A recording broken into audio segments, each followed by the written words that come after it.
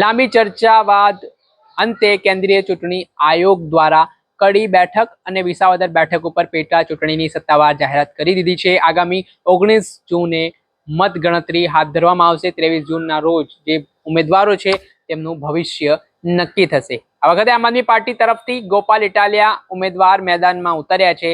ત્યારે ગોપાલ ઇટાલિયાએ વિસાવદરની ચૂંટણી જાહેર થતા શું પ્રતિક્રિયા આપી છે, વિગતે વાત કરીએ. વૈષ્ણવજન તો તેને કહીએ જે પીડ પરાઈ જાનાને રે. નમસ્કાર દર્શક મિત્રો, નવજીવન ન્યૂઝમાં આપનું સ્વાગત છે. હું છું ફૈઝાન.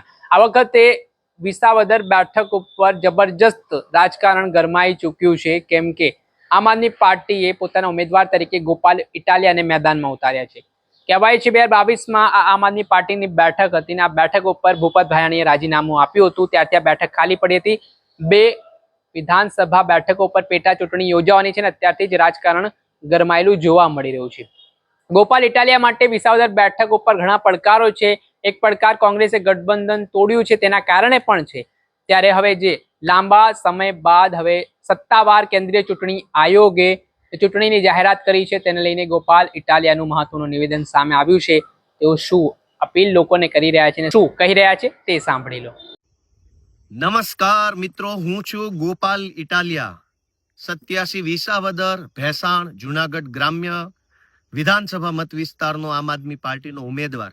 આજે 25મી મે 2025 સારી તારીખ છે. 25/5/25 ભારતના ચૂંટણી પંચે આજે પેટા ચૂંટણી જાહેર કરી છે. આ પેટા ચૂંટણી જાહેર થવા બદલ હું વિસાવદર ભેસાણ જુનાગઢ ગ્રામ્ય અને બગસરા પંથકના જે ગામડાઓ આ મત વિસ્તારમાં આવે છે એ તમામ મતદારોને, ખેડૂતોને, ખેત મજૂરોને, વેપારીઓને, ધંધાદારીઓને, માલધારીઓને, પશુપાલકોને, રત્ન કલાકારોને સૌને હું ખૂબ ખૂબ શુભકામનાઓ આપું છું, ખૂબ ખૂબ શુભેચ્છાઓ પાઠવું છું. કારણ કે આપણા વિસાવદર ભેસાણ જુનાગઢ ગ્રામ્ય મત વિસ્તારમાં છેલ્લા 2-2.5 વર્ષથી ધારાસભ્ય નથી, જનપ્રતિનિધિ નથી.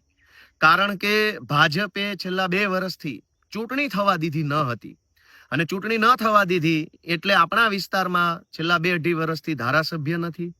ધારાસભ્ય ન હોવાના કારણે ઇકોઝોનની લડાઈમાં સૌની યોજનાના પાણીના મુદ્દે, નવી જમીન માપણીના મુદ્દે, સહકારી મંડળીઓમાં થયેલા ગોટાળાઓના મુદ્દે, ટેકાના ભાવના ખરીદી કેન્દ્રોમાં થયેલા ભ્રષ્ટાચાર મુદ્દે કે ખાતરની અછતના મુદ્દે કે 100 વારિયા પ્લોટ બાબતે કે રત્ન કલાકારોના મુદ્દે અનેક બાબતોએ જનતાનો અવાજ વિધાનસભામાં પહોંચી શક્યો નથી. પણ આખરે હવે ચૂંટણી જાહેર થઈ છે, 19 તારીખે મતદાન થવાનું છે, 23 તારીખે એનું પરિણામ આવવાનું છે. ત્યારે હું ફરી એક વખત વિસાવદરના સર્વ સમાજના સર્વ વડીલો, આગેવાનો, યુવાનો, માતાઓ, બહેનો સૌને મારા હૃદયપૂર્વકની શુભેચ્છાઓ પાઠવું છું. દોસ્તો, આ ચૂંટણી એક ઐતિહાસિક ચૂંટણી છે. એક તરફ ભાજપની સત્તા છે, ભાજપના પૈસા, ભાજપની પોલીસ, ભાજપના ગુંડા, ભાજપનો બધો જ પાવર છે.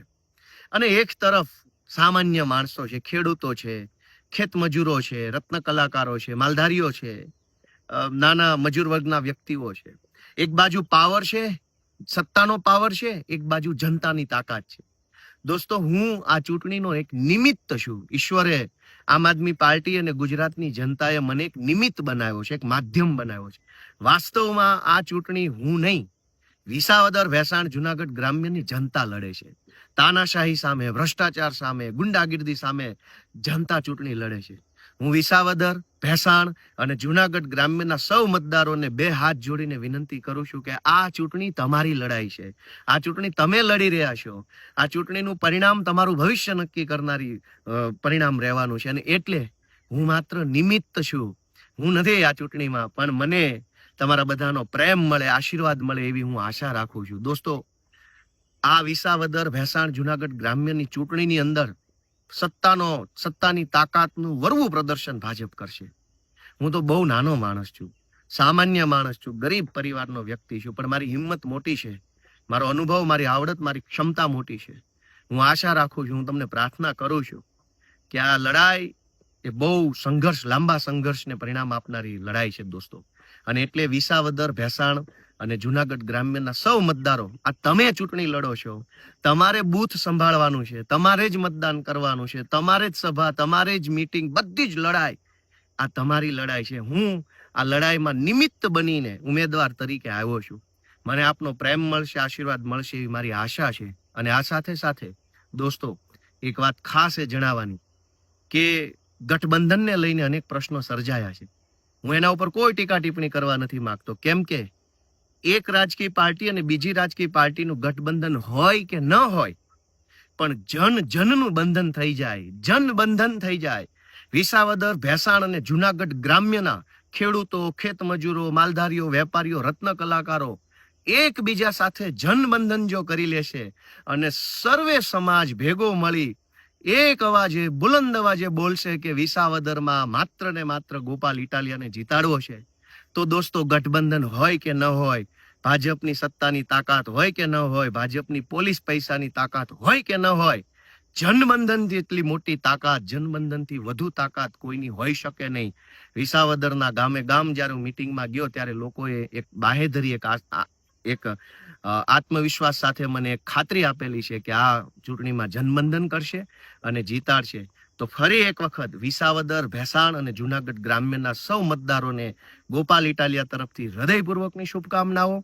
અને આ વિસાવદર, ભેસાણ વિધાનસભાની ચૂંટણીની અંદર ઇતિહાસ રચાય, ગુજરાતની રાજનીતિમાં બદલાવ આવે તેવા પ્રકારનું યોગદાન સૌ આપે એવી મારી વિનંતી સાથે ગુજરાતભરની અંદરથી બદલાવ ઈચ્છતા, ક્રાંતિ ઈચ્છતા, રાજનીતિમાં બદલાવ લાવવાની ચાહ રાખવા વાળા જેટલા પણ લોકો આખા ગુજરાતમાં છે, તમે ભાજપમાં હોવ કે કોંગ્રેસમાં હોવ કે સમાજ સેવાના ફિલ્ડમાં હોવ કે સરકારી નોકરીમાં હોવ કે પ્રાઇવેટ નોકરીમાં હોવ કે એનજીઓમાં કે કોઈ પણ કામ કરતા હો, ગુજરાતભરના સૌ લોકોને મારી બે હાથ જોડીને અપીલ છે કે 15 દિવસનો સમય કાઢીને, રજા રાખીને જો તમે આવી શકો તો પ્લીઝ આવો વિસાવદરમાં, તમારું આ ક્રાંતિની અંદર અમૂલ્ય યોગદાન આપો. માત્ર 15 દિવસ વધ્યા છે.